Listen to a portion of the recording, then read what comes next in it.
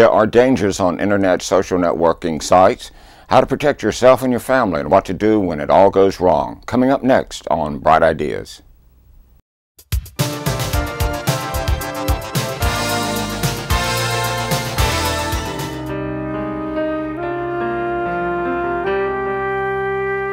Hi. Recently in North Carolina, a teenage girl was fired from her job after posting inappropriate comments about customers on Facebook. 2 female employees claimed they were subjected to sexual harassment by their employer on social networks. And a family in Arizona had their home burglarized after they twittered their vacation plans. And a rash of student-teacher sexual relationships has spawned crackdowns on social networking friendships. These are real-life cases of people who found out the hard way that what you say and post online can be used against you. A new survey shows that half of Americans who use social networking sites report that they've seen themselves people divulge too much personal information online. Everything from cell phone numbers to home addresses. 4 in 10 say that they're concerned that private information they share online could be used against them. So what are you doing when social networking turns to social disaster? Joining us today to discuss this is world-renowned Gloria Allred, attorney at law, who's going to talk about the risk of certain online behaviors and your rights and your legal recourse. Gloria Allred is the most famous practicing female attorney in the nation today, a tireless and successful advocate whose high-profile battles on behalf of victims whose rights have been violated have led to many landmark precedent-setting court decisions. Always nice to see you again, Gloria. Welcome. Ray, how are you? Gloria, it can be fun, it can be useful, but what about when social networking all goes wrong? Yes, Ray. Absolutely, because we all know the benefits of being online and using social networking sites, but what about the dangers? What about the risks? Well, there was a waitress recently in North Carolina that found out the danger the hard way when she posted negative comments about some of the customers of her restaurant on her Facebook page and was confronted with that page by her employer, who said that violated company policy about disparaging customers of the business, and she was terminated. So that brings up the question, can you be fired for what you post online?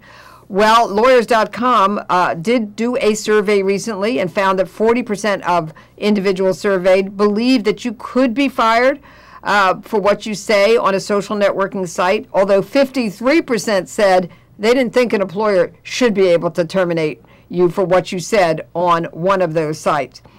You can but shouldn't.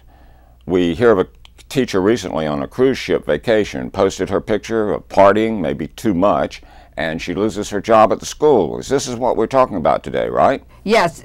Yes, well, and I want to say that most people don't have a written contract, so they can be fired by their employer for making disparaging comments about their employer online, or about the other employees, or about their employer's competitors, or about the customers or clients of the employer. In fact, an employer can fire for any reason if you don't have a written contract, except, of course, not for a discriminatory reason or not one that violates public policy.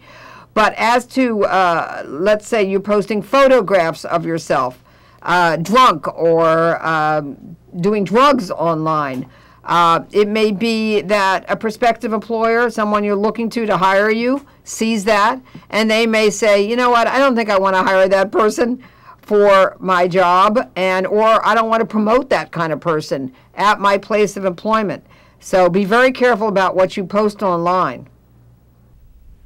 If you willingly present yourself to the public in this arena of cyberspace, you may lose some of your privacy rights. You could be considered a public figure and therefore lose some of your ability to redress these grievances. Is that correct? Yes.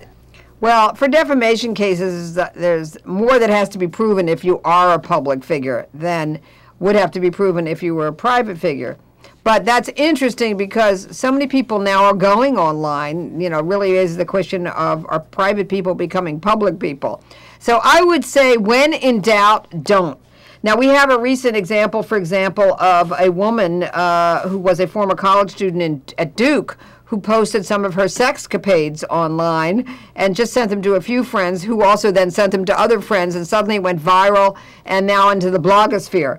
So if you don't want embarrassing photos of yourself posted online, don't put them out there, because they remain forever. They may go to millions of people. They may be used against you in a court of law one day. They may be used to incriminate you.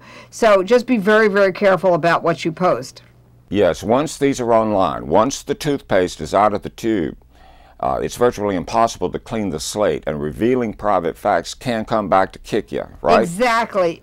Exactly. And you may also innocently post information online that can hurt you, that can make you a victim. For example, some people have tweeted when they're going on vacation, and then they come home and they find that their home has been burglarized. Never, ever put that information online, because there may be burglars who can find that information and then victimize you and your family as a result of having it. What are some of the ways to protect yourself here? Where can you go for more information, Gloria? Well, Ray, there are ways to protect yourself. People can go to the lawyers.com website. There you can find tips on how to protect yourself against the risks and the dangers of social networking sites. And you can also, of course, find lawyers in every state to help you with any problems that you may have, and also find free legal documents. But know those dangers and how to protect yourself, because that can be very, very important. You could go online and say something to slander someone, and you are responsible, right? Well, and you could be held legally liable. That is an important point. And so many people, as they're sitting in the privacy of their home and on their computer or at their desk at work, kind of think, well, I'm only saying this to one person. But it turns out that they have to think it might go to millions. And if it went to millions or came back to haunt them 20 years later in a courtroom and they were confronted with it, is that something they would have wished they never posted? If so, don't do it now, because on the internet it's there forever, and even if you delete it, it's possible that someone may retrieve it. Well, on the whole then, is social networking a good or bad hazard for teenagers that are vulnerable and other young people? Well, I think it's both of those things, but I think teenagers know the benefits, but they haven't been sufficiently informed of the risks, and that's why parents really need to sit down with them and lay it out for them, and maybe even refer them to the lawyers.com website so they can read more about the dangers, because teenagers don't know, and they're very, very vulnerable as a result. You need to know what the law is in this area, and ignorance of the law is no excuse, right? Very well said, Ray. I agree. On another note, Gloria, changing the subject here, how do you feel about Jay Leno and The Tonight Show running the monologue jokes about your being something of a ubiquitous figure popping up everywhere? Well, I just smile. I know Jay, and I know he makes fun of a lot of people. And all I can say is I stand up. I'm a strong advocate for my clients, and my clients are very happy, and that's what matters to me, because we get results for them. We've won hundreds of millions of dollars for them, and they're happy people. Yes, you vigorously represent your clients and are known the world over for it. And I want to thank you for being with us again today. Thank you so much for having me today. And we'll see you next time also. Thank you.